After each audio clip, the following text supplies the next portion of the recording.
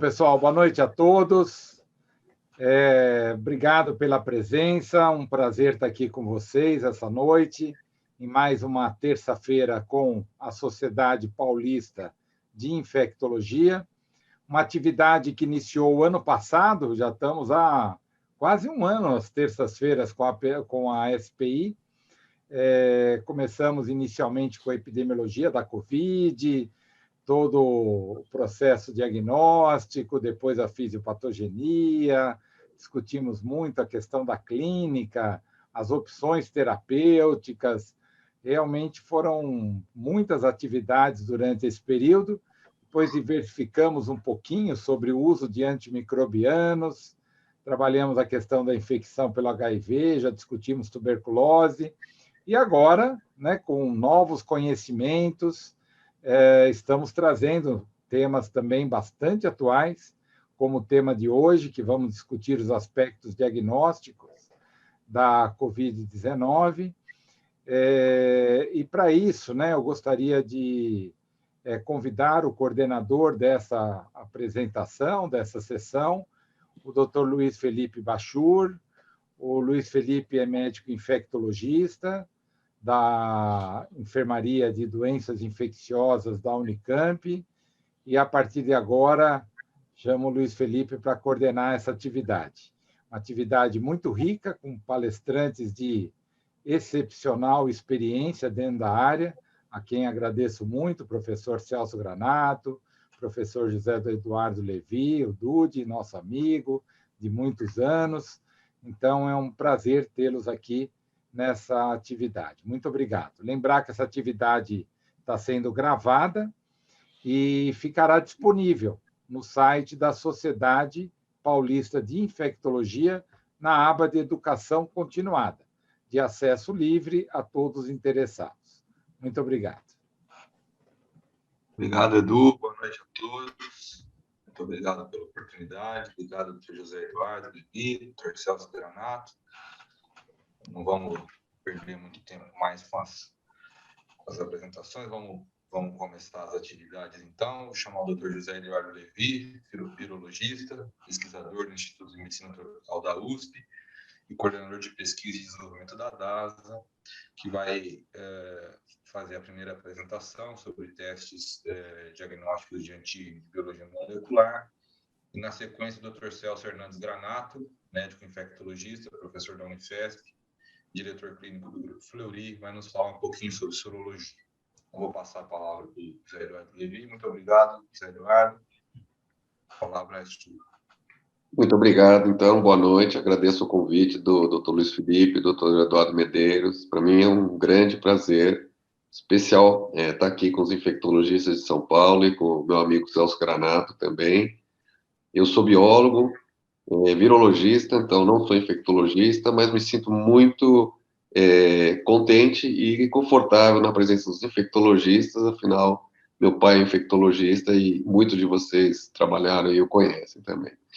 Bom, eu vou falar para vocês sobre a detecção molecular e de antígenos de COVID. Então, eu separei aqui esse esquema, muitos já devem ter visto também, mas ele pretende mostrar como se comportam os marcadores laboratoriais, alguns que a gente vai discutir aqui, em função da dinâmica da doença. Então, esse gráfico coloca uma hipotética infecção aqui no momento, uma semana -2, e aí a gente tem essa curva em cinza, que é o aumento da replicação viral, da carga viral, até que ela se torna detectável no momento 0, que coincide com o início dos sintomas. Essa coincidência não é por acaso, quer dizer, os sintomas aparecem porque tem muito vírus replicando no trato respiratório, irrita o trato respiratório, provoca inflamação, destruição tissular, e com isso os sintomas, a própria febre, a tosse e os outros sintomas que a gente vê associados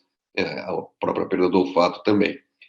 Então, quanto maior a carga viral, obviamente, a chance de detecção vai se tornando maior, e aí a gente tem aí uma duração média da duração a gente não fala em viremia, mas da carga viral, ou da presença de vírus detectável no trato respiratório, em torno de 1 a 2 semanas, e depois ele vai caindo, e se tornando indetectável conforme o tempo vai passando. A gente tem visto infecções algumas durarem muito tempo, isso é uma dos abacaxis que a gente enfrenta no dia a dia, no laboratório, e depois aqui o aparecimento da fase sorológica. Então, eu vou falar da fase vermelha, e o Dr. Celso Granato vai falar da fase azul aqui. Então, eu vou falar da fase de infecção ativa, quando a gente tem a possibilidade de detectar a presença do vírus no organismo, por dois tipos de princípios metodológicos. Os testes, assim chamados moleculares, eles chamam moleculares porque eu detecto a presença do material genético, no caso o RNA, que é o coronavírus, é um vírus de RNA. E para isso a gente tem três tipos de técnicas ou de famílias de métodos diferentes. Dois deles são métodos de amplificação molecular, o PCR é o mais conhecido, eu acho que 99% dos diagnósticos feitos de COVID molecular são feitos por PCR, é o padrão ouro. A gente tem uma segunda família de testes, assim chamados de LAMP, onde o RT tanto pode ser por transcriptase reversa, reverse transcriptase, quanto por real time. Então, como o diagnóstico é feito, o vírus de RNA ele tem que ser convertido em DNA através de transcriptase reversa para ser detectável pelo PCR, e real time, por coincidência, usa as mesmas siglas, né, que é o PCR em tempo real. O correto mesmo seria RT e RT-PCR, mas como é redundante, se coloca só o RT. E o LAMP, que é um método de amplificação também, mas ele é isotérmico, ele não tem aquelas ciclagens que o PCR tem, ele também é precedido por uma etapa de transcriptase reversa, e ainda a gente tem como opção diagnóstica, alguns usam também o sequenciamento direto como opção diagnóstica também. Então, os métodos moleculares, em geral, são colocados como padrão ouro, então, na maior parte dos países, diagnóstico de COVID, ele só é diagnóstico, a gente vê isso nos trabalhos também, com um PCR positivo, e é o método de maior sensibilidade que a gente tem. Aqui está bem colocado, maior do que 80%, isso nós estamos falando de sensibilidade clínica, ou seja, uma pessoa com COVID tem uma sensibilidade de 80%, 90%, às vezes até mais do que isso, do PCR, não é 100%. Outras infecções virais, a gente tem sensibilidades maiores por uma série de questões que contribuem para algum resultado falso negativo. Mas uma das coisas que é difícil a gente dar um número exato para isso, que depende muito de quem a gente está testando em qual momento, quer dizer, se é sintomático, se é assintomático, qual tipo de sintomas, qual tipo de amostra. Então, se a gente pegar uma pessoa sintomática com uma amostra bem colhida de suave de nasofaringe, a gente vai ter acima de 90%, provavelmente uns 95%, 97% de sensibilidade. Mas sempre escapa alguns, seja porque ele está com uma carga viral muito baixa naquele momento no nariz, ou falhas de diagnóstico, ou outras questões. E a segunda família de testes também, que não são testes moleculares, são os testes que detectam antígeno viral, proteína viral ou porções de proteína viral. E aqui a gente tem também metodologias diferentes, são testes, em geral, de sensibilidade mais baixa do que os testes moleculares, basicamente porque eles não têm etapa de amplificação. Então, por mais que eu tenha muito vírus, e, portanto, muito antígeno, ainda assim, a quantidade de analito que é gerado no método de amplificação é muito maior do que um teste de antígeno que não passa por amplificação. Os testes de antígeno também variam muito na composição do antígeno. Então, quando a gente fala teste de antígeno, tem os mais variados. A gente tem testes que usam a proteína do núcleo capsídeo viral como antígeno. A gente tem testes que utilizam o spike, que é a proteína da espícula viral. A gente tem testes que utilizam uma mistura de spike com o núcleo capsídeo. A gente tem testes que utilizam um lisado viral, onde tem todas as proteínas virais como antígeno, então, a ser detectado. Então, não dá para a gente trabalhar com um único valor de sensibilidade, seja pela variável humana, o momento da doença no ser humano, seja pela composição daquele teste que eu estou utilizando, e o mesmo se aplica também aos testes moleculares, que são muito variados. Então, vamos falar dos testes moleculares. Esse aqui é o laboratório, um dos laboratórios de PCR que a DASA montou. Esse aqui foi uma parceria com o Ministério da Saúde, onde a gente faz diagnóstico por PCR para o SUS, em torno de 10 mil testes por dia, apenas de Covid, são feitos aqui nesse ambiente. E, bom, falando então das metodologias, as opções das metodologias do PCR e a amplificação isotérmica, a gente tem aqui os limites de detecção dessas metodologias, e aqui eu estou falando da sensibilidade analítica. Então, vocês podem ver que os métodos baseados em PCR em tempo real são os que têm o menor limite de detecção, portanto, a maior sensibilidade analítica, seguido do LAMP, e aí outras metodologias onde o sequenciamento está bem mais para cá em relação ao seu limite de detecção, tá? Analítica. Bom, começando pelo PCR, uma das vantagens do PCR também é a possibilidade de que você faça um método diagnóstico que a gente chama de in-house, ou caseiro. Ou seja, a gente não depende da indústria desenvolver um kit para poder fazer o diagnóstico. Isso é particularmente útil em situações de doenças emergentes, como foi o caso da Covid. Então, a partir do momento, dia 11 de janeiro de 2020, que os chineses disponibilizaram a sequência do primeiro isolado de Wuhan, se tornou factível fazer diagnóstico por PCR. Sem a sequência, impossível fazer o diagnóstico por PCR. Com a sequência, muito fácil fazer o diagnóstico por PCR. E foi isso que aconteceu. Então, eles publicaram essa sequência, que vocês estão vendo um pedacinho do GNE, e aí, imediatamente, aqui esse é um PCR que a gente adotou rapidamente aqui no Brasil, que foi sugerido pelo Charité, que é uma escola de medicina de Berlim, da Alemanha, e a Organização Mundial da Saúde adotou e divulgou esse protocolo, então, que era baseado no único gene, o GNE do envelope viral. Tá? Então, com isso, a gente tinha a sequência dos primers, a sequência da sonda, e aqui vocês veem, então, que ela, com os poucos isolados de Wuhan, ela era perfeitamente análoga, é isso que esse pontinho está demonstrando. Porém, a gente logo enfrentou, principalmente aqui no Brasil, a questão da falta de reagentes para realizar o teste. Isso fez com que, principalmente a fase de extração, então todo o método de PCR era, pelo menos, precedido por uma primeira etapa em que nós isolamos o material genético da amostra. E vem junto, né, o material genético do vírus com o material genético do ser humano, da célula do hospedeiro. Então, a gente precisa fazer primeiro essa extração para obter o ácido nucleico purificado, para então começar o RT-PCR. E esse componente, que são os kits de extração, os reagentes de extração, primeiro, a gente não tem experiência em fazê-los in-house, produção, não é tão fácil.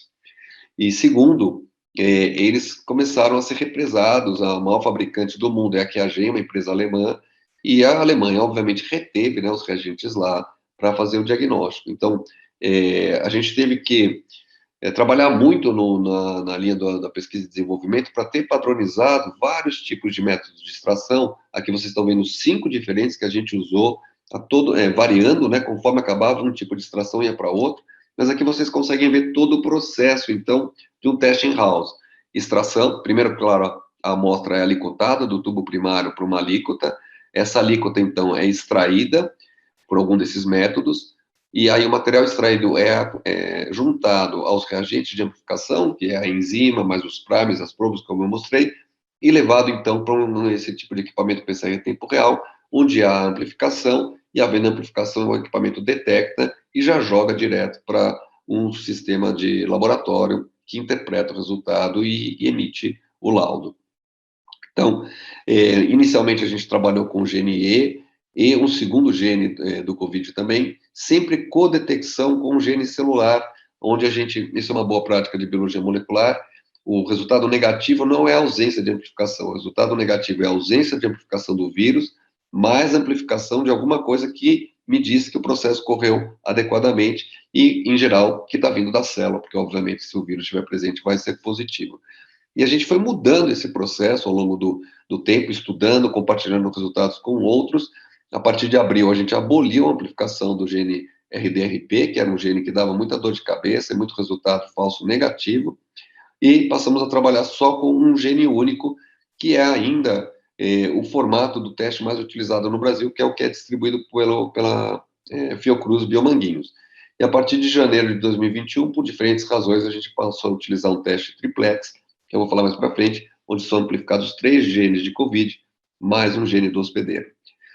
Em algum momento, durante a crise, uma pandemia em 2020, mas mais para frente, foram chegando kits comerciais, equipamentos comerciais, então também foram somados ao esforço, mas até hoje o que nós mais fazemos é o teste in-house mesmo, e a gente foi podendo utilizar essas plataformas mais automatizadas, que simplificam o trabalho e permitiram, então, a gente disponibilizar o diagnóstico molecular para mais gente.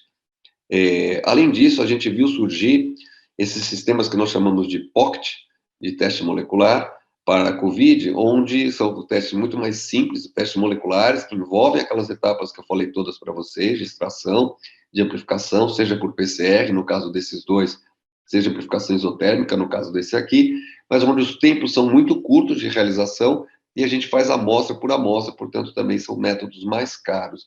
Mas, de fato, o COVID deu um novo impulso a esse tipo de tecnologia, que já existia para outros alvos também, mas passou a ser muito mais desenvolvida, e isso é dos legados que a gente acha que o COVID vai deixar, são esses sistemas moleculares simples e de amplificação no ponto de cuidado, no point of care. Agora, os métodos são muito diferentes, então, o que vocês estão vendo, por exemplo, os tipos de alvo, não existe ainda uma definição de qual é o melhor alvo. Para outros agentes infecciosos, a gente sabe quais são as regiões do genoma que são melhores da gente trabalhar, e isso a gente foi aprendendo com o COVID. Em geral, o que a gente quer é trabalhar com as regiões que são mais conservadas, de forma que eu não tenha um falso negativo por divergência molecular, divergência na sequência. E aqui vocês têm a sensibilidade analítica, que está aqui sempre na faixa de 20, são as mais sensíveis, até 200, 300 cópias de vírus por ml da solução em que eu coloco o swab depois de colher, de fazer o esfregaço nasofaríngeo ou nasal. Isso aqui é a nossa experiência da DASA, então a gente tem no setor, como a gente chama de privado, 3,5 milhões de PCRs realizados, e mais no setor público, mais 1.880.000. Então, nós já fizemos mais 5.300.000 PCRs. É uma experiência grande. O que eu queria chamar a atenção para vocês da positividade, que ela pode parecer muito alta, e ela é muito alta, e isso é um problema para fazer PCR nessa escala, nesse volume, com essa taxa de positividade, riscos de contaminação bastante altos, a gente tem que estar sempre atento com isso. Mas isso também reflete que, num primeiro momento, dada a nossa capacidade produtiva limitada, nós só fazíamos teste para pacientes internados em hospitais. Por isso que a positividade era mais alta, perdão. E aí, quando a gente abriu, a partir de junho, julho, quando chegaram aqueles equipamentos moleculares automatizados, a gente abriu para o público em geral, cai a positividade, e cai mais ainda em setembro e outubro, quando foi, setembro, outubro, novembro, foi a descida da primeira onda no Brasil. Depois volta a subir com a emergência da variante P1, hoje chamada Gama. A gente tem o pico novamente em março, e agora, nessa fase de decréscimo aqui, estamos com taxa de positividade de 20%, mas ainda são taxas de positividade muito mais altas do que qualquer outro agente infeccioso que a gente já tenha trabalhado. E uma coisa que dá muita dor de cabeça para a gente, seja com a população, mas também com a classe médica, é que existe uma questão que é peculiar aos testes moleculares, que não é intuitiva, e que é difícil você transmitir isso. Teste molecular, quando você tem cargas virais muito acima do limite de detecção, você pode testar 100 vezes a mesma amostra, ela vai sair sempre positiva. Quando você começa a se aproximar do limite de detecção, a gente pode fazer, por exemplo, uma amostra com 5.000 cópias, se eu fizer 100 vezes, eu vou ter 99 vezes positiva, mas uma vez ela vai sair negativa. Esse sim ou não, não é claro, não é intuitivo, mas é característico de métodos de amplificação molecular. Eu não vou entrar no mérito de por que isso acontece. E quando a gente vai se aproximando de limites de detecção mais baixos, cargas virais mais baixas, é mais frequente esse futebol de poder dar positivo como poder dar negativo. A mesma amostra repetida várias vezes.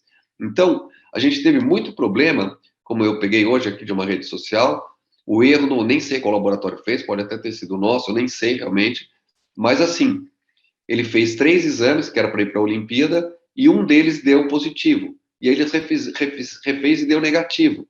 Pode ser um falso positivo? Pode, mas pode ser de fato um verdadeiro positivo, com uma carga muito baixa, que está aqui, por exemplo. Se ele tem uma carga viral muito baixa, ele tinha 42% de chance de repetir e dar positivo, mas 58% de chance de repetir e dar negativo, que foi o que aconteceu. Isso é difícil de explicar, a gente passa muito tempo tentando argumentar. Bem, Seguindo adiante, eu queria falar um pouquinho da escolha do gene. Então, uma das coisas que reforça a importância da gente ter, isso a gente aprendeu, testes que estão baseados em mais de um gene de COVID, o que não é comum. A hepatite C a gente trabalha com um gene só, papilomavírus nós trabalhamos com um gene só, clamídia a gente trabalha com um gene só, mas COVID, a gente tem procurado colocar PCRs com pelo menos 2 genes-alvo.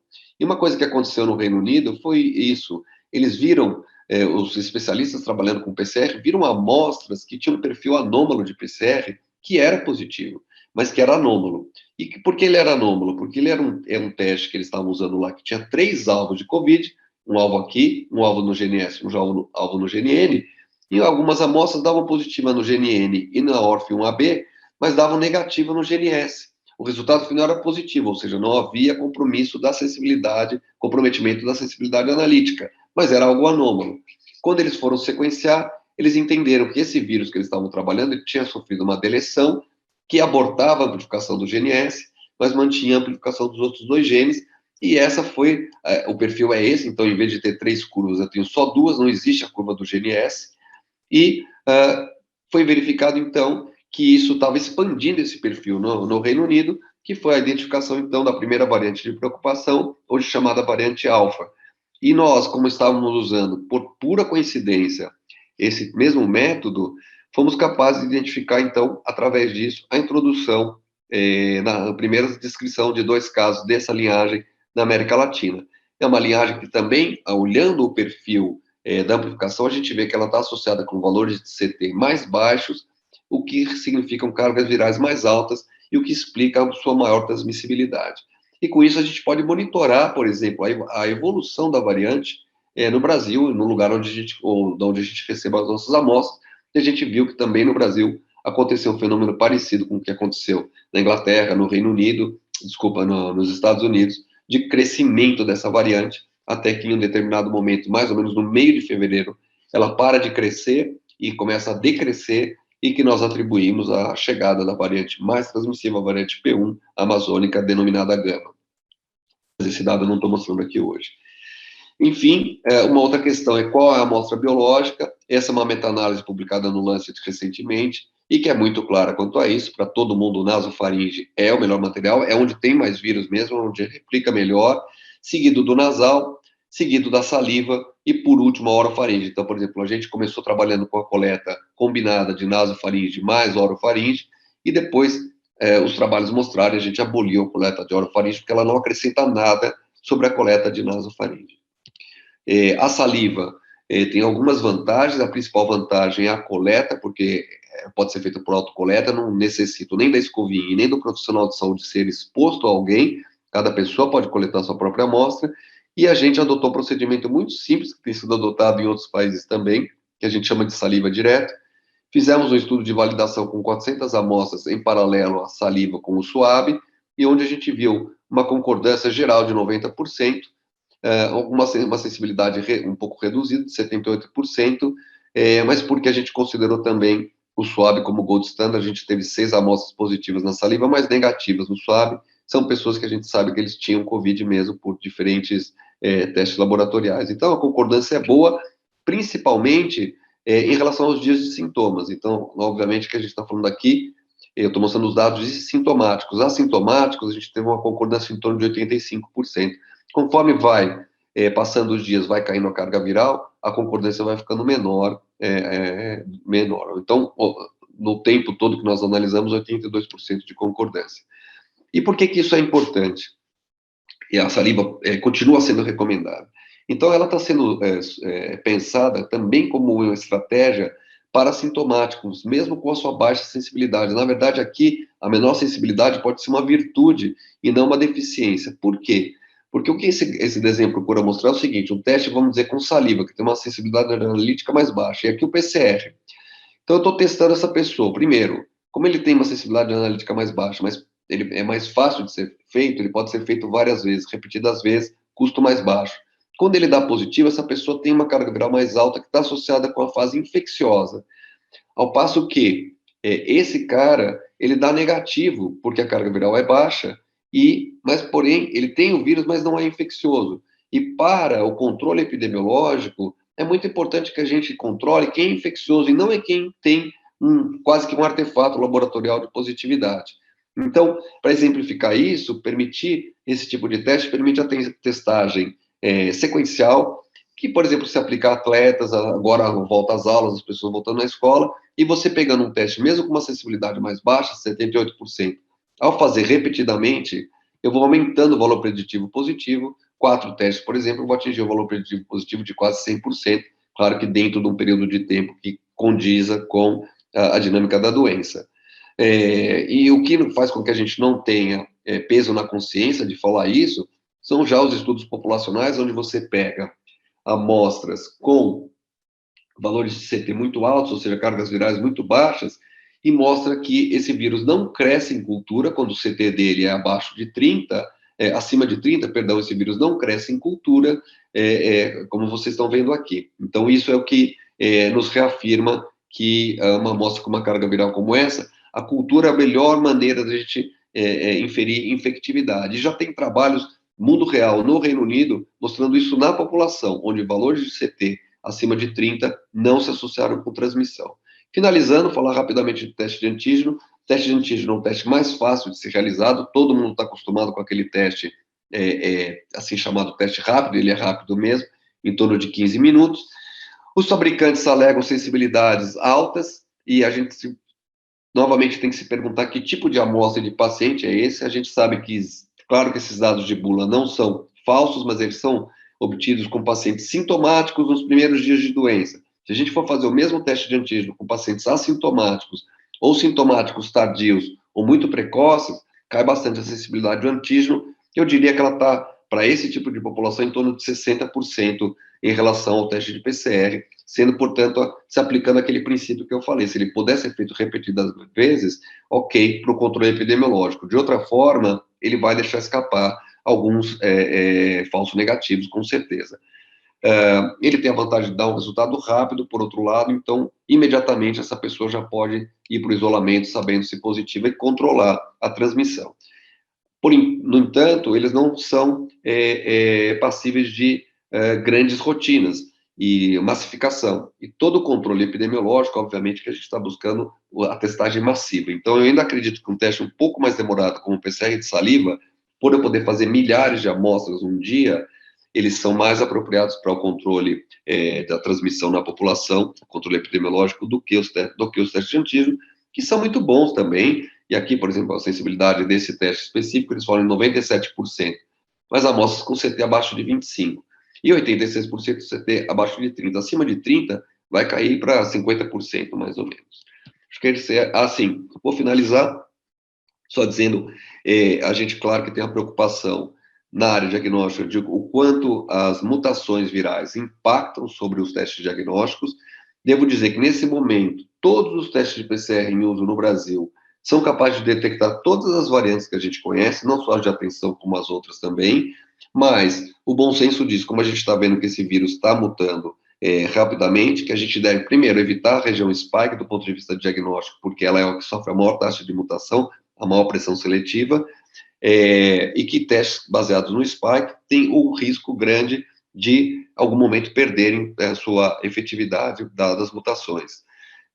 Outra questão é a classificação de variantes baseado também em mutações que eram tidas como específicas de cada variante.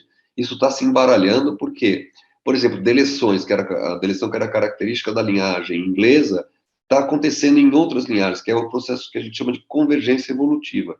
E com isso, ele não serve mais como marcador. Então, o único marcador real para a gente fazer o segmento de variantes confiável vai ser o sequenciamento do genoma completo do vírus, que é por isso que a gente lançou, e essa semana já vamos divulgar os primeiros resultados, tentando contribuir, assim como outros grupos no Brasil, com a vigilância genômica do Covid.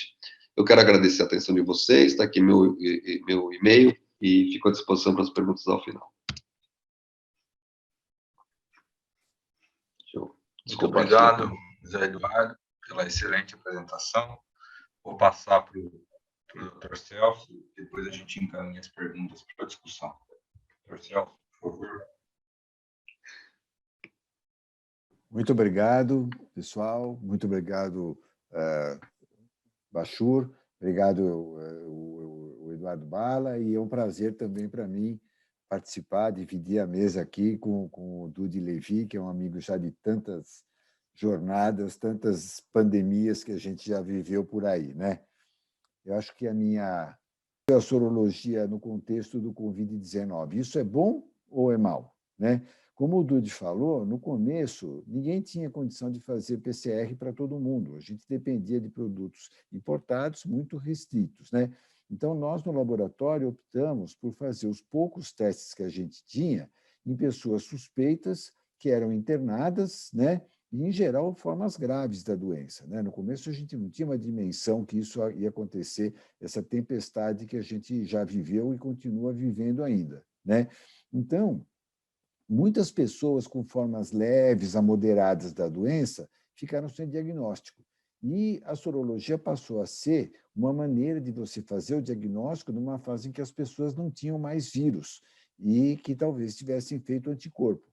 O problema é que nós, da classe médica como um todo, mesmo infectologistas que somos, né, a gente sempre teve muito pouca experiência com o uso de sorologias para a doença de transmissão respiratória. Quem de nós fez alguma vez sorologia para influenza?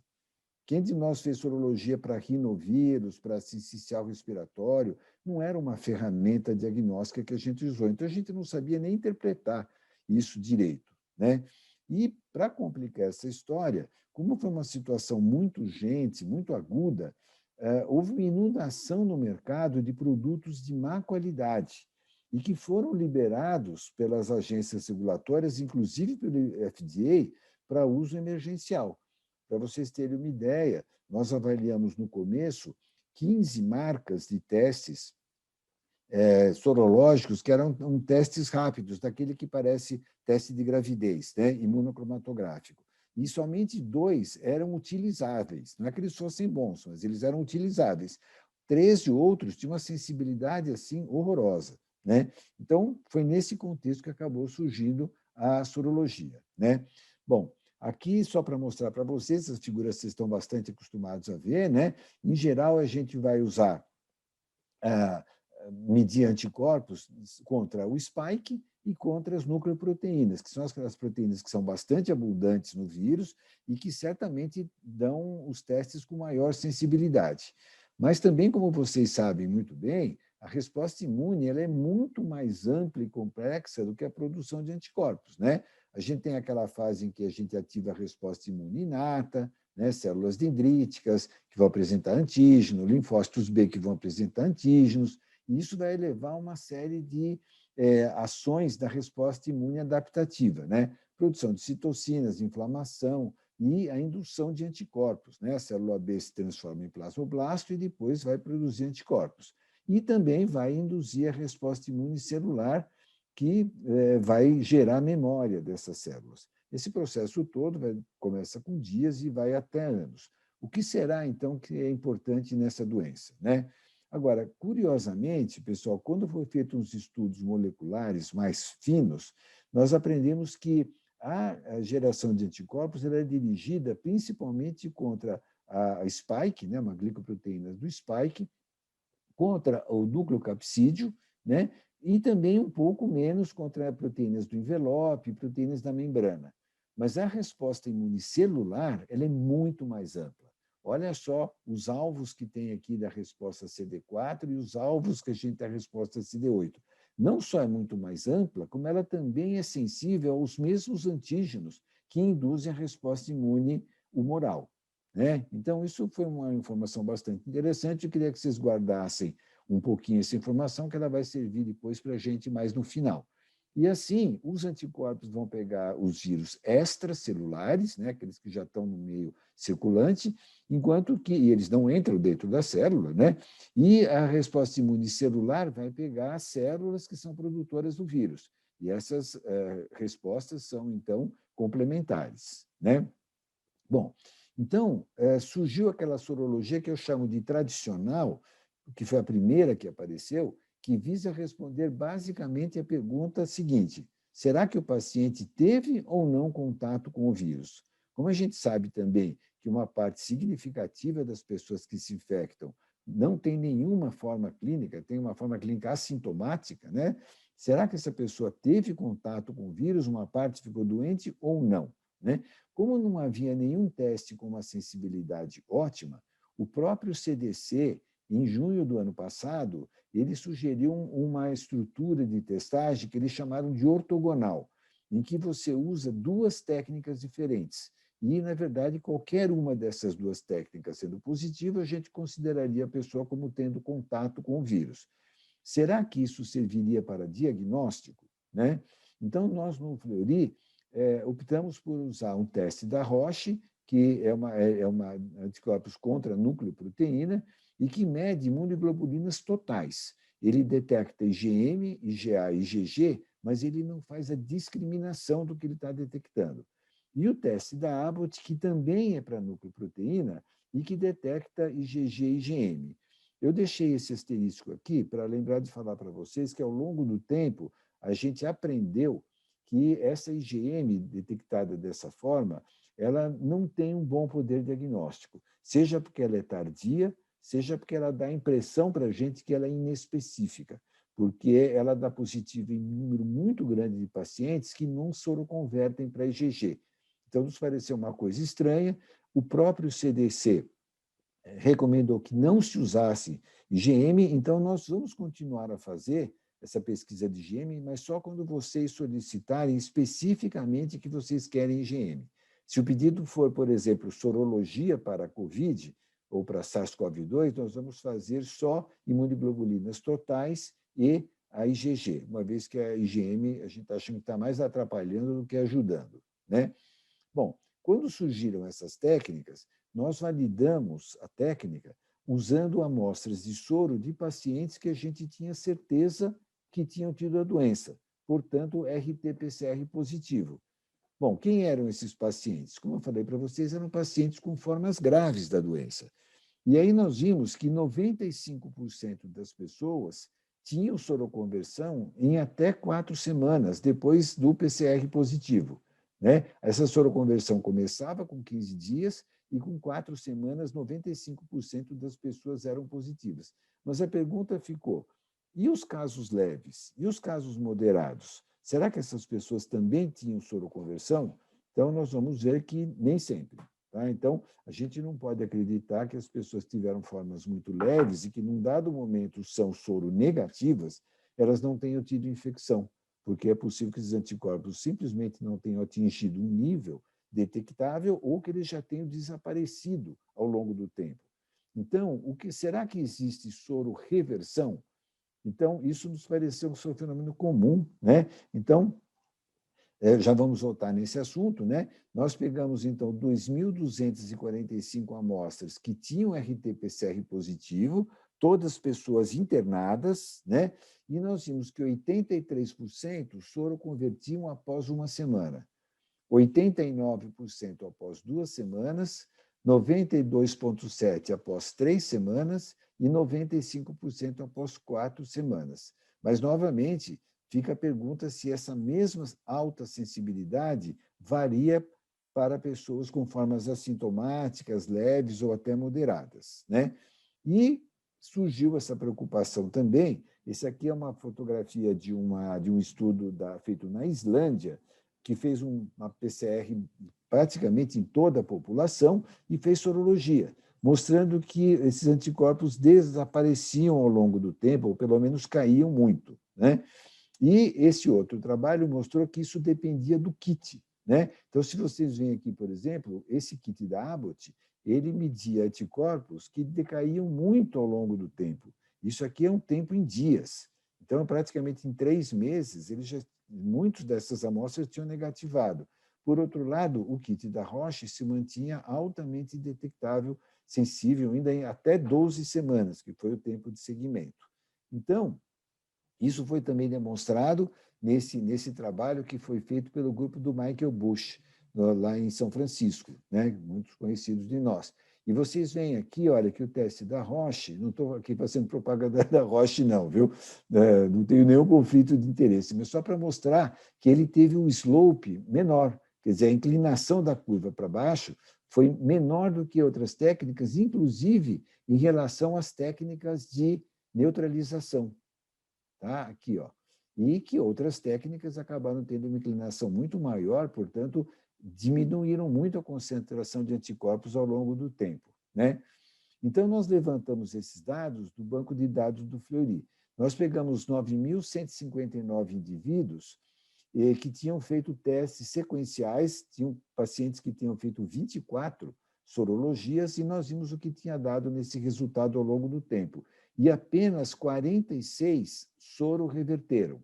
Isto é, eles eram positivos e tornaram-se negativos. Isso deu aproximadamente 0,5%.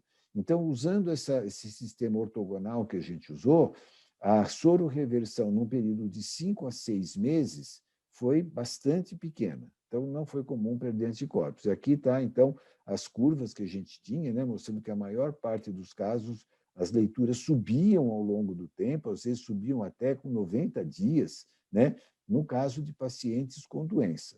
Tá?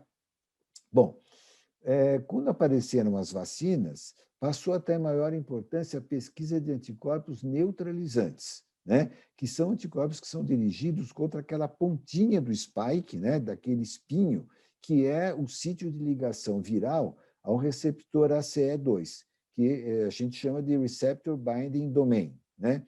Essa proteína S do spike é uma proteína muito grande, ela é muito complexa. Dependendo do genótipo do vírus, ela tem entre 1.100 e 1.600 resíduos de aminoácidos e 21 epítopos. Então, não adianta você falar que é uma proteína só, a pessoa tem anticorpo contra o spike. Tem que ver se ele é dirigido contra aquela pontinha do spike, né? Então, nós divisamos, né, nós validamos a técnica com um princípio que inicialmente era o Roche-Spike, que não é o mesmo Roche que eu falei anteriormente, que era um Roche de nucleoproteína. Nós começávamos com um Roche-Spike e os casos positivos, a gente fazia um teste funcional. Como é que é esse teste funcional? Nós colocamos o soro do paciente em contato com uma solução de RBD clonada e mais um conjugado. E isso aqui é feito uma reação num tubo em separado. Depois a gente pega essa mistura e coloca numa placa que é revestida com aquela proteína ACE2, que é o receptor celular do vírus, né? Se a pessoa tem anticorpos, ele vai neutralizar esse RBD, portanto, não vai haver ligação do conjugado e, portanto, não vai haver a produção de cor, né? Então, quando a pessoa tem produção de cor, é porque ele era negativo, né? Produção de cor, ausência de anticorpos neutralizantes. Quando a pessoa, então, não tem produção de cor, significa que é porque houve uma neutralização do RBD pelo soro do paciente. Se a pessoa não tem cor, é porque os anticorpos neutralizantes eles se ligaram nesse antígeno e aí não houve reação de cor. Então, baseado num conjunto de amostras muito grandes que a gente tinha, inclusive anteriores ao advento da pandemia, nós identificamos que quando as pessoas têm uma taxa de neutralização inferior a 20%, nós consideramos negativos. E quando as pessoas têm acima de 35%, ele é positivo. E quando a pessoa tem entre 20% e 35%, é uma medida, são valores que são indefinidos, porque nós testamos amostras de 2017, uma coleção de amostras de 2017, quando as pessoas não podiam ter anticorpos contra o SARS-CoV-2 e tinham pessoas que tinham até 35% de neutralização. Por isso que vocês talvez vão ver que o resultado que nós temos ele não bate exatamente com o resultado de outros laboratórios que usaram a bula. E pelo critério da bula, acima de 30% a pessoa é positiva. Só que nós tivemos amostras, e não foram poucas, entre 30% e 35%, que foram colhidas em 2017. Tá bom? Então, novamente, né, é um soro mais uma solução clonada, de RDB clonada, mais conjugado, incuba e depois coloca numa plaquinha com ACE2. Tá? Então, quando a gente tem a reação positiva, não dá cor, isso é presença de anticorpos neutralizantes. Quando a reação é negativa, significa que há formação de cor. Então, é contraintuitivo, né? Não é o habitual. Tá? Bom, usando esse princípio, nós tivemos o resultado de 5.772 pessoas. Foram testadas no Roche Spike, foram positivas, e a seguir foram testados com um teste que é chamado de CPES, que é o teste funcional. 1.818 dessas pessoas afirmaram terem sido vacinadas com 2 doses, sendo que naquela época 85% era do Instituto Butantan, Coronavac, e 15% era AstraZeneca. Isso foi antes da entrada da Pfizer aqui. 7,7% foram negativas, portanto, com menos do que 20% de neutralização, e 77% foram positivas. Por isso que a gente fala que, baseado nesse princípio, uma pessoa que foi vacinada com esse tipo de perfil aqui de vacinas, 77% foram positivas, 7% foram negativas e 15% caíram naquela faixa de indeterminadas, que a gente não sabe dizer se esses anticorpos eram específicos ou não. Também, como um dado adicional, 298 dessas pessoas que foram vacinadas fizeram, além do teste de neutralização, a sorologia tradicional. E, na sorologia tradicional, eles tiveram uma resposta em 41%. É por isso que a gente sempre enfatiza muito, o que parece óbvio, né? É que, se você quer saber se a pessoa teve alguma resposta à vacina, tem que ser feito o teste de neutralização, que confere 77% de positividade.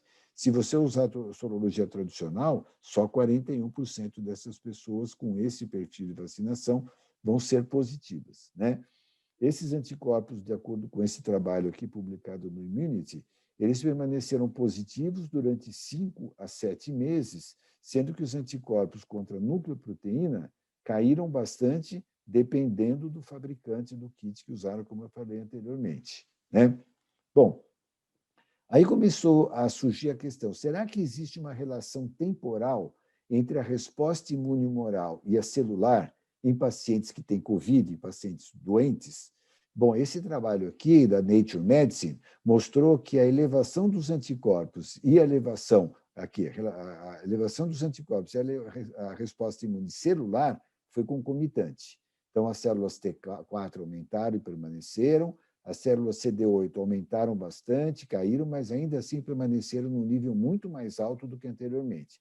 Então, aparentemente, frente à doença, a resposta imunicelular e humoral são praticamente concomitantes, né? Esse trabalho que foi publicado na Cell mostrou uma resposta imunicelular robusta em pacientes convalescentes, mesmo em pacientes que eram assintomáticos. Olha que interessante, né? Essas células eram polifuncionais e pacientes infectados assintomáticos e aqueles com formas leves da doença, da mesma forma, apresentaram uma resposta imune celular robusta. Tá? Então, a gente está vendo que a resposta imune celular é boa, ainda que a pessoa tenha formas clínicas leves. E esse trabalho aqui do Emerging Infectious Diseases mostrou que mesmo pessoas que tinham IgG negativa após a infecção tinham resposta imune celular medida pelo ELISpot. Tá? 78% dessas pessoas que tinham IgG negativo após a infecção, medidas em ensaio com a proteína S, tinham produção de interferon gama medida pelo ELISpot. Bastante interessante esse conceito que está se formando, né? Bom, outros trabalhos foram aparecendo, esse outro aqui na Immunity, né, mostrou que houve uma correlação forte entre os títulos de anticorpos neutralizantes e o número de células T vírus específicas. Tá? Então, na doença, esse trabalho mostrou que existe uma correlação quantitativa, portanto, entre os títulos de anticorpos neutralizantes e o número de células T. Vocês sabem que uma das preocupações que a gente tem agora é achar correlatos de imunidade. Então, a gente vê que na doença isso aparece, né? Bom, vocês conhecem bem também, né, que com relação à vacina, nós temos vacinas de vírus, vetores virais, de RNA mensageiro, de RNA, vírus mortos, né, como a Coronavac, existem vários desenhos, né, basicamente aqui, com vetores virais, a gente tem a AstraZeneca, tem a Janssen, tem a Sputnik, né? Vírus inativados, nós temos a Coronavac, vírus vivos atenuados a gente ainda não tem, proteína recombinante a gente tem a Novavax, né? E vacina de RNA tem a Pfizer e tem a Moderna, né? Essas são as vacinas que a gente tem agora aqui no Brasil. Eu coloquei só aqui a Moderna, que nem sequer pediu ainda registro na Anvisa, mas eu acho que é uma questão de tempo, né?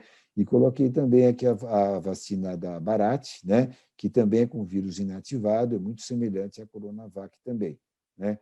É óbvio que, se a gente for ver, para fazer a sorologia dessas pessoas, essas vacinas que só têm spike só podem dar anticorpo contra spike, se for o caso. Já as vacinas com vírus inativado, a Butantan, a Bharat, podem fazer anticorpos contra outros segmentos do vírus, né?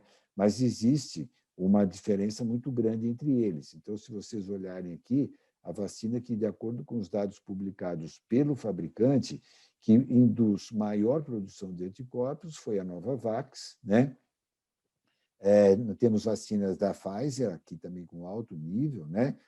Quase 4 vezes maior do que a doença, Moderna também, já a Sinopharm, a Oxford vai caindo esse nível, esse valor aqui da Oxford, 62%, é quando a gente usava ainda intervalo de 4 semanas entre uma amostra e outra. Agora que nós usamos 12 semanas, já está mais perto de 77%, que é mais ou menos o valor da Janssen, e a Sinovac tem valores bem menores. Tá? Mas como seria, pessoal, a resposta imunicelular após a vacinação? Será que existe uma relação entre a resposta imunicelular e a neutralização? Eu resolvi trazer essa informação, pessoal, porque uma preocupação que a gente tem é assim, a gente oferece o teste de neutralização, mas o que a gente faz com esse resultado? Como que a gente interpreta isso, né? Então, esse trabalho aqui é bastante recente, saiu na Nature Medicine, e eu queria chamar a atenção para vocês, porque uma das autoras desse trabalho é a doutora Kanta Subbarao. Quem costuma ler trabalhos de influenza vai reconhecer esse nome, porque ela foi chefe do setor de influenza do CDC até há bem pouco tempo. Eu acho que ela se aposentou do CDC agora e foi trabalhar numa universidade australiana. Então, o título, olha, os níveis de anticorpos neutralizantes são altamente preditivos de proteção imune, tá? Da doença sintomática. Então, esse trabalho mostra que o nível de neutralização é altamente preditivo de resposta imune e serve para a gente avaliar depois a proteção imune na doença e na vacina. É claro que, nesse trabalho, eles fizeram o teste de neutralização em cultura de célula. Então, ainda resta a pergunta se aquilo que a gente mede com teste funcional representa exatamente aquilo que a gente tem numa cultura de célula. Mas a gente não pode esquecer que esse teste funcional ele foi validado contra testes de neutralização em cultura de célula. Então, não deve ser tão diferente assim. E isso também foi mostrado nesse trabalho que saiu bem recentemente na revista Vaccine e que é capitaneado pelo Dr. Stanley Plotkin, que também todos vocês conhecem, é um dos papas da vacinação, e que eles mostram nesse trabalho que, juntando outras evidências a partir da história natural da doença, de modelos animais, os resultados desse trabalho mostram que os títulos de anticorpos pós-vacinação têm uma base para estabelecer um correlato de proteção para as vacinas. Então, aparentemente, está se formando o conceito de que uma das formas de a gente avaliar a resposta vacinal é a detecção de anticorpos neutralizantes. Vamos ver agora se a hora que a gente consegue, digamos assim, colocar esse dado gerado não por avaliação em cultura de células, mas com testes funcionais, essa informação ainda se mantém. Então, para terminar, pessoal, eu queria dizer que os testes sorológicos para detecção de antígenos dirigidos contra o SARS-CoV-2 têm apresentado uma grande evolução, principalmente com relação à interpretação dos resultados. A gente tem uma noção melhor agora. da sua presença, da sua ausência, da sua longevidade, da sua soro-reversão, né? Os testes tradicionais, nesse momento que se firmaram, visam a detecção de imunoglobulinas totais e de IgG. Os testes para IgM têm pouca ou nenhuma utilidade. A gente vai até deixar de usar, a menos que vocês peçam especificamente que queiram saber qual é a IgM contra o SARS-CoV-2. Os testes de neutralização, nesse momento, têm sido empregados para avaliação da resposta vacinal, mas provavelmente eles poderão ser usados também para ferir contato com o vírus. Por que não? Né? Mas existem ainda inúmeras questões para ser respondidas, dentre as quais, será que a resposta imune vacinal tem total paralelismo com aquela induzida pela doença? Qual é o significado dos resultados obtidos com os atuais testes de neutralização? Será que a gente pode extrapolar os resultados do teste feitos de forma funcional, como expliquei, com aqueles obtidos em neutralização em cultura de célula? Quais são os níveis de resposta protetora? Não sabemos. Eu gostaria de ter um nível de neutralização de 90%, 95%, mas a gente não sabe se 60% talvez já fosse suficiente. E quanto dura essa longevidade? A gente viu que formam-se células de memória, mas será que essa proteção perdura e contra todas as variantes? A gente ainda não sabe isso. Agora, o que eu acho mais importante, assim, caso a pessoa opte por realizar testes sorológicos de neutralização após a vacinação, é muito importante que essa opção seja seguida de uma cuidadosa orientação dos clientes com relação aos limites dos testes atuais. A gente tem uma preocupação muito grande que a pessoa recebe o resultado do laboratório dizendo que ele tem uma neutralização de 90%, ele acha que ele pode ir na balada no próximo final de semana sem máscara, né? E eu não recomendo que a pessoa faça isso. Assim como se a pessoa for ser negativa, também não quer dizer que ela não tenha proteção. Como vocês viram, 78% das pessoas negativas naquele estudo tinham resposta imune celular positiva. Então, eu acho que eu não gosto de ficar divulgando muito essa sorologia nesse momento, mas eu diria que se alguém resolver fazer isso, pedir para os seus pacientes, é muito importante essa orientação sobre o que fazer caso seja positivo e caso seja negativo. Tá? Era isso que eu tinha para falar. Eu estou à disposição também de vocês para responder perguntas. Muito obrigado, Dr. Celso, pela excelente apresentação. Doutor Eduardo, você quer encaminhar alguma coisa? Posso encaminhar as perguntas que chegaram aqui pelo chat? Pode encaminhar à vontade, Luiz. Excelente. Muito obrigado ao professor Celso, ao José Eduardo. Excelentes apresentações. Muito obrigado. Legal. Eduardo, chegaram algumas perguntas para você aqui que eu marquei que eu gostaria de fazer. Uma primeira, assim, uma pergunta mais direta, qual que é a interpretação ou as explicações para possíveis resultados indeterminados nos testes de RT-PCR para SARS-CoV-2? O indeterminado, uma das possibilidades, por exemplo, é quando você faz testes que tem 2 ou 3 alvos, e você só tem um alvo positivo e o outro alvo negativo. Então, alguns laboratórios preferem liberar um resultado indeterminado nessa situação. Tem uma outra situação, então, basicamente é essa.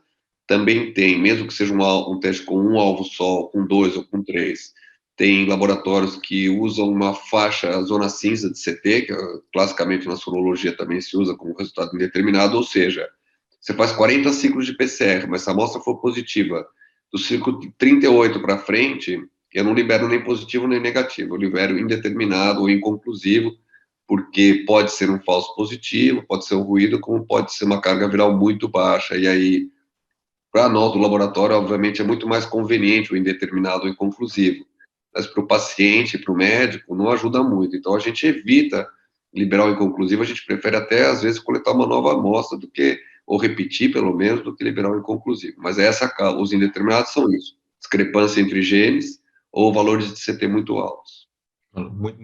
Necessidade de muitos ciclos de amplificação, cargas baixas. Isso. Tem outras duas perguntas aqui, Eduardo, antes de eu passar um pouquinho para o Dr. Celso. uma pergunta que eu até vou ler ipsis literis aqui, como ela chegou. Nos protocolos do CDC, detecta N1 e N2 e considera resultado positivo N1 e N2 detectáveis. Ele pergunta se a detecção de somente uma região, experimento repetido, pode ser considerado positivo. Então, sim, eles consideram positivo, sim. O CDC, por exemplo, eles também sofreram com isso. Eles tinham N1, N2 e N3. Depois eles viram que o N3 dava muito falso negativo, aboliram o N3. Ficou só com os dois alvos N1 e N2. E o algoritmo deles, ainda com um alvo só, é positivo também. Mas se for um alvo só, com CT acima de 35, se eu não me engano, eles recomendam a repetição. Tá. Uma outra pergunta, Ludi. Alguns casos de pacientes assintomáticos com PCR positivo, com CT alto. Acho que você falou isso na apresentação, mas eu vou encaminhar a pergunta. Então, casos assintomáticos com PCR positivo e CT alto, que depois na repetição vem com PCR negativo. Qual seria a explicação para esses resultados falsos positivos? Em geral, não é um falso positivo, é um verdadeiro positivo, e isso que eu tentei explicar, é da natureza. Os métodos de amplificação molecular, eles são testes de amplificação exponencial, ou seja, no mundo perfeito, se eu tiver uma molécula de vírus, no segundo ciclo eu vou ter 2, depois 4, depois 8, depois assim por diante, né? 2 elevado a n, 2 elevado a 40, eu vou ter 1 bilhão de cópias no final, é mais ou menos esse número. No entanto, se eu tiver qualquer tipo de interferente, coisas que diminuem a eficácia da reação, inibidores, essa inibição ela vai ser também exponencial, de forma que, no final, uma amplificação ela nunca é idêntica a outra amplificação. E quando eu estou próximo do limite de detecção, como eu coloco artificialmente o limite de detecção aqui em 40, em 38, ora vai ser positivo, ora vai ser negativo, porque eu não tenho a mesma eficácia de amplificação quando vai dar 39,9 ou quando vai dar 40,1, que é o negativo. Então, próximo do limite de detecção, isso é uma situação natural, é comum mesmo e não é nem falso positivo, nem falso negativo. Só é importante a gente conhecer a natureza do PCR e vocês interpretarem isso com crítica quando o valor de CT é fornecido, ou simplesmente saber que num paciente negativo, sintomático ou assintomático, isso pode acontecer, mais comum no assintomático. Mas a verdade é que as cargas virais do sintomático e do assintomático não são tão diferentes quando você estuda. Um pouco diferentes. A tendência do sintomático ter cargas virais maiores, é verdade. Mas você pode ter... Cansamos de ver gente com cargas virais de zilhões sem nenhum tipo de sintoma. Então, isso pode acontecer também. Covid é uma doença estranha nesse sentido. Perfeito. Doutor Celso, algumas perguntas que estão chegando com relação ao aspecto sorológico da Covid. Primeiro, uma pergunta se existe algum impacto ou alguma influência do surgimento de novas variantes, se é que isso já é conhecido, no desempenho dos testes sorológicos, tanto convencionais como de pesquisa de anticorpo neutralizante. Olha, isso ainda não foi demonstrado, viu? Na verdade, a sorologia ela é menos sensível a essa questão dos variantes em relação, por exemplo, ao PCR. O PCR, você pode ter uma mutação numa região, se o primer não ligar mais ali, você vai ter um resultado negativo, que foi o que o Dudi contou da reação lá na Inglaterra, né? Pequenas modificações já fazem com que o primer não ligue mais, você pode ter um falso negativo por uma mutação. A proteína, a sorologia, em geral, ela detecta muitos pontos, muitos epítopos da proteína. Então, é difícil você ter um resultado falsamente negativo por algumas mutações. Isso ainda não foi descrito. É possível que, ao longo do tempo, quando essas mutações forem se acumulando de uma forma muito maior do que agora, isso venha a interferir com a sorologia, mas até agora isso ainda não está descrito. Doutor Celso, uma outra pergunta que chegou, o senhor apresentou uma discordância, né, no percentual de positividade de anticorpo neutralizante, né, em relação à sorologia convencional pós-vacinal. Aí chega a pergunta se o inverso também foi observado.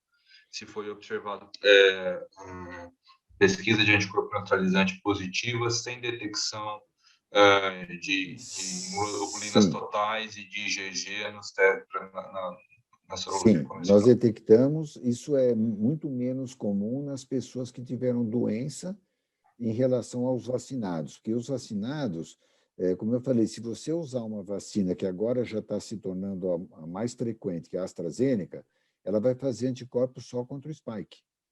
Você não pode vacinar contra o spike e imaginar que a pessoa vai fazer contra a nucleoproteína, né?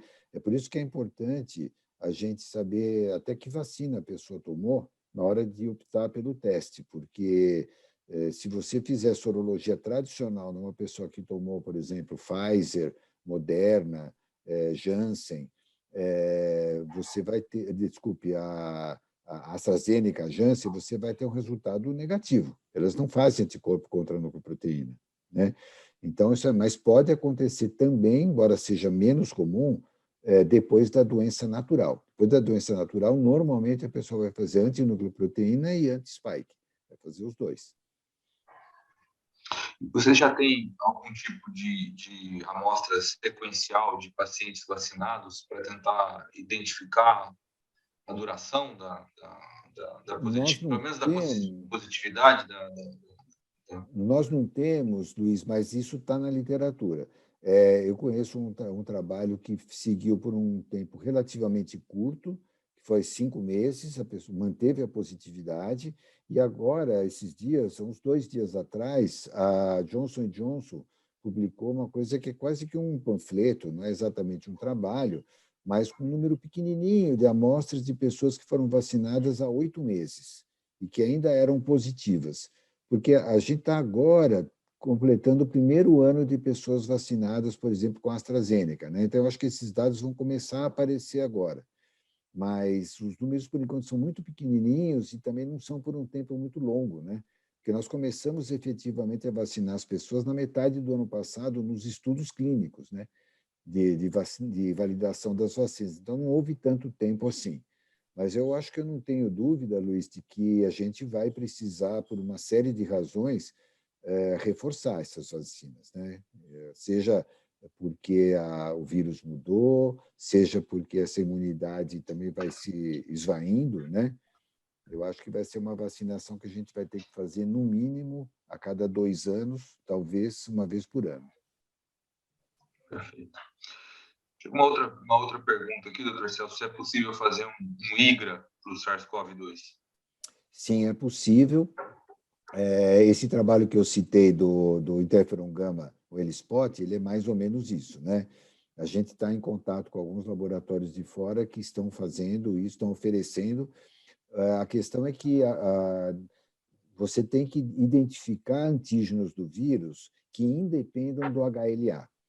Porque se você for fazer um teste que dependa do HLA, como tem algum tipo de teste de detecção de resposta imune celular, ele talvez funcione muito bem para japoneses, né? Que são um povo muito mais homogêneo do ponto de vista genético, né? Eu fico imaginando aqui no Brasil, com essa nossa mistura racial que nós temos de brancos, pretos, indígenas, amarelos, né? Nós somos uma grande mistura e isso confere uma grande vantagem. Mas nessa hora de você usar um teste que depende de HLA, vai ser meio complicado, né? Mas é possível, sim. Estão aparecendo alguns testes, eu acho que eu não consigo imaginar que eles sejam feitos na mesma escala que uma sorologia, que hoje em dia você consegue fazer uma sorologia numa escala fabulosa. Teste para imunidade celular ele não tem essa versatilidade, mas para avaliar a resposta imune, eu acho que será bastante interessante. Chegou uma outra pergunta interessante aqui com relação a título de anticorpos e infecção pós-vacinação. Talvez seja a questão da determinação do correlato imune, né? Isso ainda não está estabelecido, né, Cristiano? Então, são informações muito novas. Esses trabalhos que eu coloquei aqui, eu recebi menos de um mês para cá. Até agora, sempre havia uma crítica se a gente poderia usar o resultado da neutralização como um correlato desculpe, de proteção, né? Como esses trabalhos todos são feitos com neutralização em cultura de célula, a dúvida que a gente tem é se a gente pode extrapolar isso para o teste funcional, que é o mais prático, né? Não dá para você fazer teste de neutralização em cultura de célula e botar isso em rotina. Isso é totalmente inviável.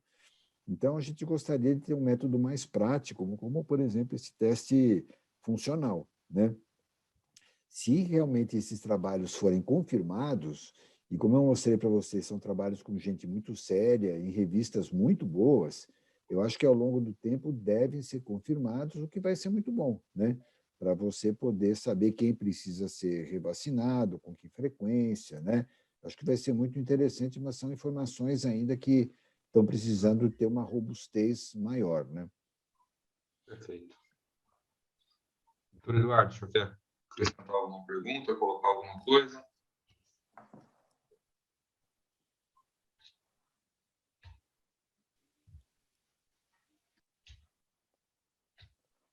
O som, Edu?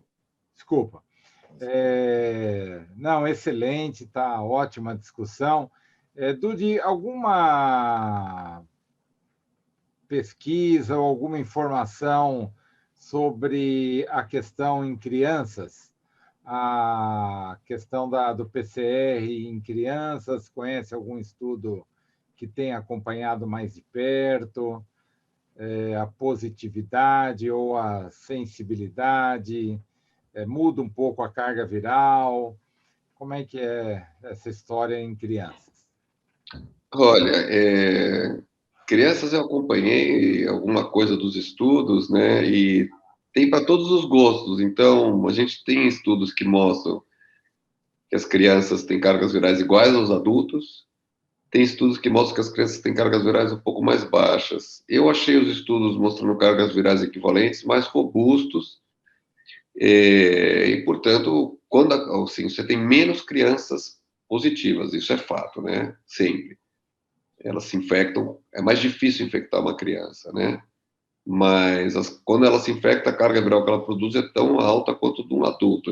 Eu sigo nessa linha, foram os estudos que me convenceram melhor. Acho que é isso que eu tenho para colocar. Não, acho que a criança é tão capaz de transmitir quanto um adulto uma vez infectado. Dado, viu, Dudu, se me permite, eu pedi para fazer um levantamento recentemente e me chocou, porque se você pegar o percentual de positividade em crianças até 10 anos de idade, e se você considerar abril do ano passado e abril desse ano, ele aumentou 14 vezes. E não é porque o número de amostras aumentou, é porque o percentual de positividade aumentou, né? Se você pegar, por exemplo, acima de 50 anos, ele está estável, não aumentou. Então, eu não sei dizer para vocês a clínica, né? Mas como você falou, muito provavelmente essas crianças transmitem, mas elas têm menos expressão clínica da doença, mas que a doença passou a atingir especialmente crianças com menos de 10 anos de idade. Eu fiquei impressionado com esse dado, viu? O que eu sempre tenho cuidado de ler nesses trabalhos, que é difícil às vezes, é saber o que essas crianças estão fazendo, porque se essas crianças voltaram para a escola, é uma coisa, mas se essas crianças continuaram em casa, né, a chance de transmissão na escola, claro que é muito maior também, né? Então, tem essas situações que é difícil, às vezes o trabalho não traz isso com detalhe. Mas é interessante esse teu dado que aumentou tanto, assim, 14 vezes, não sei se a volta às aulas responderia por uma taxa tão alta. É verdade. Eu fiquei impressionado de ver, viu? Ô, Zé Eduardo, você colocou em relação às limitações, talvez, de testes de antígeno, tipo, para inquéritos de vigilância ou para vigilância de assintomáticos em hospitais. Nesse sentido, talvez a metodologia mais interessante seria do PCR de saliva, mais pela viabilidade de repetir o teste para pacientes com PCR negativo. Essa que seria a mensagem? Não, a mensagem é assim, que não é um grande problema você usar um teste de menor sensibilidade e a saliva, o PCR, ainda tem sensibilidade maior do que o teste de antígeno, se você puder fazer com maior frequência. Então, a frequência acaba compensando a falta de sensibilidade, a baixa sensibilidade. E a frequência, o teste pode ser feito com frequência conforme você facilita o processo de coleta e o custo, óbvio. Então, são essas variáveis que tem. Então, tem estratégias, por exemplo, eu vi um trabalho muito bom se não me engano, da Eslovênia, que é toda a estratégia baseada em antígeno, né, de entrar no trabalho. Então, são coisas que têm que ser pesadas, porque se você quer fazer na porta da escola o teste, não dá para fazer o PCR, dá para fazer o antígeno. Por outro lado, eu faço a conta quando as pessoas falam isso. Eu discuti recentemente no Ministério da Saúde esse tipo de estratégia. Pensa uma coisa, o teste de antígeno, ok, demora 15 minutos para fazer. Só que eu preciso de uma pessoa para coletar o swab, não pode ser coletado pelo próprio paciente. Então, se eu tiver uma escola com 100 pessoas, 15 minutos cada pessoa, nós estamos falando de 9 horas de testagem. Então, eu tenho que colocar 4 pessoas, 5 pessoas para fazer isso. O custo vai ficando muito maior. Ao passo que, se eu pegar 100 frasquinhos de saliva, eu rodo em 4 horas. Então, esse tempo ele é relativizado porque o PCR é uma testagem massiva e o antígeno é teste a teste que tem que ser feito um por um. Então, fora a questão da coleta, a questão do tempo de execução. Então, eu acho que as duas estratégias são válidas, desde que possam ser repetidas. Tem sempre a questão do custo mesmo. Saliva, eu sou um pouco mais simpático por causa... Eu tenho um viés de teste molecular, mas eu tenho visto uma performance muito boa da saliva e, por exemplo, o Japão está usando saliva na sua estratégia de permitir as pessoas irem para o ambiente de trabalho e outros espaços de aglomeração, enfim, de as pessoas estarem juntas. Todas as várias ligas esportivas americanas estão usando saliva também. Basquete, o beisebol estão usando saliva também. Fora que é muito desagradável ficar recebendo aquela escovinha no nariz, né, na nasofaringe, 2, 3 vezes por semana, né? É ruim mesmo, né? Vamos falar a verdade. Então, eu acabo achando que a saliva é o meio termo ideal, hein? Legal. Bom, acho que... Deixa eu só mais uma provocaçãozinha para o Dude aí. Hoje eu estava até à tarde discutindo com um grupo de hospitais a questão de estratégias mesmo de testagem, especialmente em pacientes que vão para a cirurgia ou que chegam no pronto-socorro, numa emergência, e querendo aumentar um pouco mais a segurança da equipe dos profissionais, aquela coisa. Você falou que, obviamente, o teste de antígeno tem uma sensibilidade menor, especialmente em assintomáticos, né? Mas você acha que vale a pena isso? A gente pensar pela facilidade, pela rapidez e até pelo custo menor, né? Valeria a pena a gente fazer uma estratégia de antígeno, por exemplo, numa situação como essa, de um paciente que vai para terapia intensiva ou vai para uma cirurgia e você realizar um teste de antígeno em vez do PCR? Não tem dúvida nenhuma. Veja, quanto menor a sensibilidade do teste, especialmente no COVID, maior é o teu valor preditivo positivo de transmissão. Portanto, se o objetivo de testar alguém antes de entrar no centro cirúrgico é evitar a transmissão para os profissionais que vão fazer a cirurgia, é um benefício você usar um teste com uma sensibilidade com um risco um pouco maior de transmissão por um falso negativo, mas a chance de você detectar alguém que de fato é infeccioso e transmite é maior. Então, eu acho que é muito válida a estratégia de antígeno. A gente tem também, esquecendo um pouco a parte do custo, teste molecular de 15 minutos. Muito bom, baseado em LAMP. Muito bom. Sensibilidade um pouco... Fica entre o PCR e o antígeno, bem no meio do caminho. No mesmo tempo de execução, muito simples a execução também. Então, tem que sempre, né, mundo real tem a ver sempre a questão do custo, quem vai bancar esse tipo de teste. Mas eu devo falar uma coisa, eu não sei, teste de antígeno também tem de todo preço e toda qualidade. Então, um teste de antígeno de boa qualidade, ele tem valor equivalente a um teste de PCR desses que eu estou me referindo aqui também. Então, tem essas questões também. Legal. Acho que a gente encaminhou a maioria das questões, outras questões chegaram, mas grande parte delas foram discutidas aí durante a apresentação. Gostaria de agradecer a participação dos palestrantes, a discussão foi ótima, muito esclarecedora, e agradecer a todo mundo que acompanhou essa nova nessa nova apresentação das terças com a SPI, agradecer ao doutor Eduardo, nosso coordenador científico, e agradecer a todos, e nos vemos, então, numa próxima oportunidade. Doutor Eduardo. Não, só para encerrar, olha, Dudi, agradecimento da irmã não pode, viu? Estou vendo que mandou no chat aqui. Legal, obrigado aí por estar junto com a gente aqui. Mas, gente, muito legal, acho que muitos elogios aqui no chat. Chegamos a ter 282 participantes durante o pico, aí estamos encerrando aí numa terça-feira com 174 participantes. Então, muito interessante, né? Numa terça-feira à noite, 8 horas da noite, a gente reunir um público tão seleto, né? Pessoas do Brasil inteiro, temos pessoas do Chile aqui também que nos acompanham com frequência. Então, isso, obviamente, só acontece por pessoas como vocês, o professor Celso, professor Dudi, o Edu. É muito legal estarem aqui, e para a Sociedade Paulista de Infectologia foi um prazer enorme aqui essa noite estar com vocês. Muito obrigado aí pelas apresentações. Obrigado, Luiz, por toda a condição. Obrigado. Obrigado. Muito obrigado, pessoal. Muito obrigado. E até a próxima. quem assiste, Celso, boa noite a todos. Obrigado, Tchau. obrigado, Dudu. Obrigado a todos. Obrigado, gente.